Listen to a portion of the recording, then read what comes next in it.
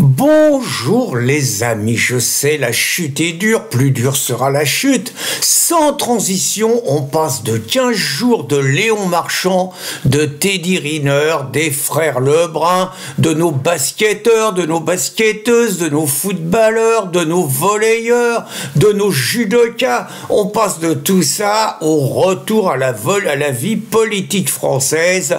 On passe à Xavier Bertrand, on passe à Lucie Castex, on passe à Ercilia Soudet, la Tondelière, Cazeneuve. Bon, la chute est brutale, je sais, là, mais écoutez, il faut s'y faire. Hein. Donc, les Jeux Olympiques, c'est terminé. Maintenant, le feuilleton Matignon reprend. Il faut reconnaître que Lucie, elle se bat comme une lionne et toute la gauche est derrière. Ils sont tous là sur les réseaux sociaux. Lucie, Lucie, Lucie. Surtout depuis que Lucie, elle a appris à la France entière qu'elle était lesbienne. Ça change tout, là. Je veux dire, on peut plus. C'est de l'homophobie si on la nomme pas. Donc, Lucie, elle y croit. Elle se bat. Elle dit que la gauche, avec ses 20%, elle est majoritaire en France. Et donc, Matignon lui revient. Alors, bon, ils ont parlé après d'un plan Xavier Bertrand. Bon, Xavier Bertrand, c'est bien gentil. C'est un agent d'assureur qui a réussi à se faire élire député, pas député, chef de la région du Nord. Mais bon, faut reconnaître qu'ils se sont mis les socialos et la droite pour empêcher Marine de prendre la région. Donc le mec, ça a été son heure de gloire, il a été élu avec les socialos. Il s'est renvoyé la balle, hein. Il a dit qu'il préférait les communistes aux identitaires. C'est bien, franchement, il est correct, le mec. Mais bon, on peut quand même pas mettre un baltringue à Matignon qui a même pas été capable. Une primaire de droite, franchement, une primaire de droite, on lui met Barnier et on lui met Pécresse. Bon, Barnier, on lui met deux pinces, quoi. Barnier, c'est le charisme d'une huître, et puis Pécresse, bon, pas de colonne vertébrale, on a vu le désastre au présidentiel, quoi. Normalement, n'importe quel mec un peu moyen, il gagne. Ce connard de Bertrand, il a réussi à finir 4e sur 4. Attendez, bon, on peut pas, c'est pas jouable. Donc, maintenant, il y a une autre piste qui circule, et là, c'est du sérieux, c'est Gala. Et Gala, ils expliquent que ça pourrait être Bernard Cazeneuve. Alors, moi, je suis sensible, hein, parce que Bernard, c'est un ami à nous. Franchement, hein, il y a une relation qui s'est créée au fil des années. On lui a donné plein de surnoms gentils. Par exemple, le regretté Francis Gruzel, qui était un journaliste de la rédaction de Riposte Laïque, il l'avait surnommé R2D2 à cause de sa démarche un tout petit peu robotique. Alors Patrick Jardin, lui Patrick c'est un méchant, il est rancunier, ils veulent l'envoyer en prison, vous voyez, parce qu'il était ministre à l'époque où il y a eu le Bataclan, tout ça. Lui, ils veulent l'envoyer en prison et ils l'appellent Casse-Vide. Quant à moi, j'avoue qu'il m'arrive peut-être un peu rancunier. J'ai été convoqué plusieurs fois à cause des plaintes de Cazeneuve. Bernard, quand il était ministre de l'Intérieur, il avait sûrement plein de temps libre. Il a déposé 4 plaintes contre nous. On a gagné chaque fois, hein, 4-0. Mais bon, moi, c'est vrai que ça m'est arrivé quand j'étais de mauvaise humeur, de l'appeler le nabo malfaisant. Et figurez-vous que la piste Cazeneuve doit être sérieuse, parce que vous savez pas qui j'ai eu au téléphone hier. Non, c'est pas Jean-Luc, il n'y a pas que Jean-Luc qui m'appelle. Choupinet en personne, il m'a appelé. Ça m'a fait plaisir. Donc c'est pas la première fois, on a des petits échanges de temps en temps. On en est au tutoiement. Je l'ai autorisé à me tutoyer, parce qu'il a commencé à me tutoyer. J'ai dit, attends, bonhomme, t'es né en quelle année? Moi, je suis né en 53, tu me dois le respect. Donc, si on se tutoie, c'est moi qui tutoie. Il a dit, d'accord. Donc, maintenant, on se tutoie avec Choupinet. Donc, j'avoue que Choupinet, il était sur son nuage. Il m'a dit, ah, t'as vu comment je les ai niqués sur les JO, tous ces connards. Il croyait qu'il allait y avoir des attentats, mais avec Moussa, on a réglé avec les islamos. Moussa, on a arrosé, tout ça, on en a déplacé, on a fait venir les flics du Qatar. Le truc était clair, on a réglé avec les islamos, il n'y a pas eu de problème, on s'entend bien avec eux et tout. Nous, on s'est causé, quoi. Puis il me dit, ah, t'as vu la cérémonie d'ouverture, les fachos, comment ils sont fous furieux, comment je les ai niqués. Puis alors la fermeture de clôture, là, je leur colle Isolde Iseult qui crache sur la France et qui chante My Way. Je négocie avec les Hollandais qui nous amènent la voilée sur le podium. Ça fait chier tous les fachos. On s'est foutu de la gueule des Français.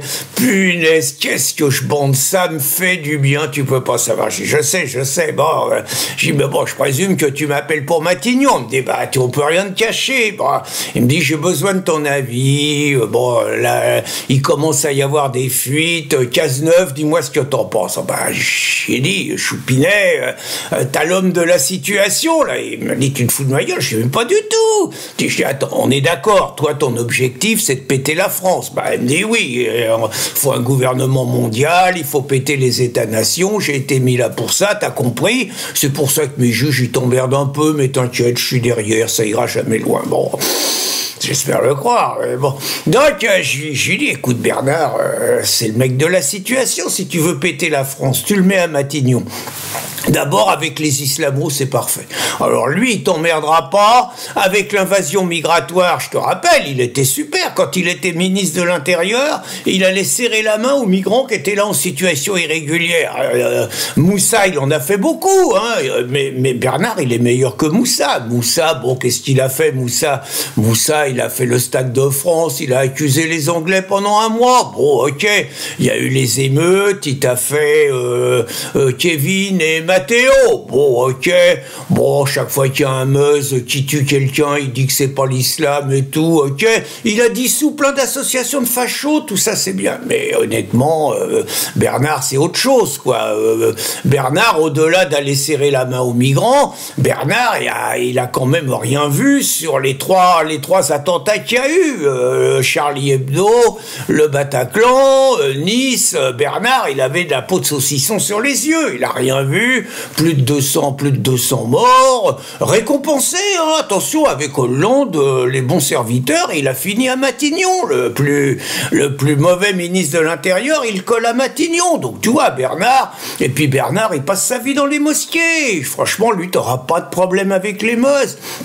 Même qu'il était tellement souvent dans les mosquées que les mecs, ils étaient obligés de lui dire, quand de temps en temps il rentrait dans une église, il voulait retirer ses godasses. Les mecs, ils étaient obligés de lui dire, monsieur le ministre, c'est dans les mosquées, c'est pas dans les églises. Oh, pardon, bon, vous voyez, donc, honnêtement, Bernard, ça va. Bernard, il avait dit que le djihad, c'était pas un délit.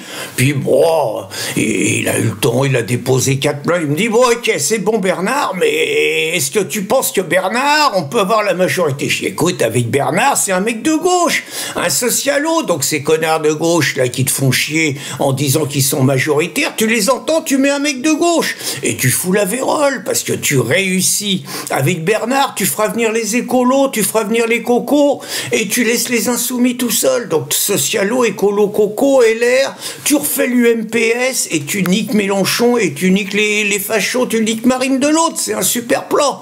Il me dit c'est bien. Je dis par contre, hein, je dis je te donne des conseils. Bon, il y a des cas sociaux à gauche, il faut que tu leur donnes à manger. Il me dit, bah vas-y, je t'écoute. La tondelière, elle a pas de boulot. La tondelière, tu la colles à l'agriculture et t'as tous les écolos qui te soutiennent. Il me dit, c'est pas con, ça, je note. Il me dit, t'en as d'autres? Bah, je dis, il y a un drame social chez les cocos. Roussel, pas de boulot. Battu au premier tour au législatif, pas de taf. Faut que tu le colles à l'intérieur. Les cocos à l'intérieur, ça c'est réglé l'ordre, hein, quand faut faire tirer dans la foule et tout. Regarde en Angleterre ce qui se passe. Mets un coco à l'intérieur, ça peut être utile. Oh, il me dit, t'es pas con, toi, dis donc.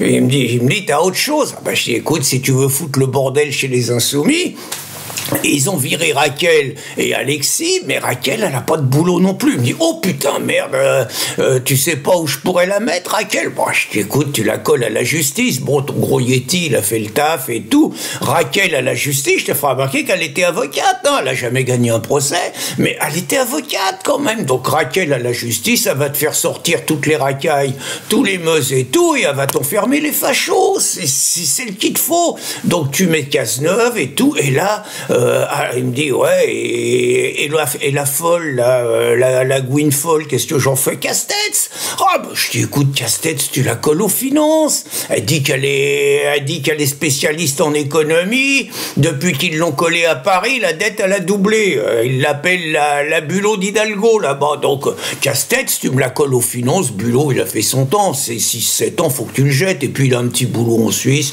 C'est bon, Castex aux finances. Il m'a dit, Pierrot, t'es un génie, je t'embrasse. J'ai dit, non, on se serre la pogne, il faut quand même pas exagérer. On se tutoie et tout. Il m'a dit, je fonce, j'appelle Nanar et je colle Nanar à Matignon. Grâce à moi, la France est sauvée. Bonne journée, les amis.